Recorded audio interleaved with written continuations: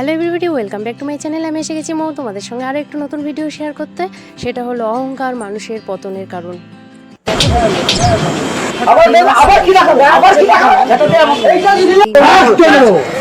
এক সময় মানে নন্দিনীদির দোকানে বড় বড় ব্লগাররা আসতো ভিডিও বানাতে এবং তার প্রতিদিনই অন্তত 50,000 টাকার মতন আয় ছিল তার দোকান থেকে।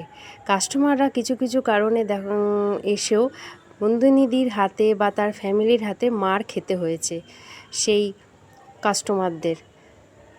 দেখছো অবস্থা, দেখো। Madam, mind your language. No. যে এটাও দেখা যাচ্ছে ভাবতো কিছু কিছু কাস্টমারকে গলা ধাক্কা দিয়ে বের করে দিয়েছে নন্দিনী দি তার হোটেল থেকে। আবারও এটাও বলেছে যে তোমার মতন কাস্টমাররা না থাকলেও আমার কোনো অসুবিধা নেই। আবার এমনও দেখা গেছে যে কিছু কিছু মানুষকে তো টেনে হাঁচড়ে দোকানের বাইরে বের করে একদম রাস্তায় বার করে দিয়েছে। দেখো দেখো অবস্থা। আজ সে যে দোকানটা করেছে এখন তার ব্যবহারের জন্য দোকানে একটা মাছিও বসে না। তার আজ এখন এই অবস্থা হয়ে পরিণতি হয়ে দাঁড়িয়েছে।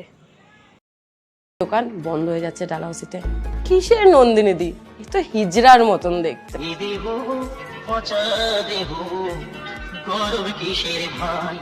এর থেকে বোঝা গেল মানুষের কোনো সময় অহংকার করা উচিত নয়।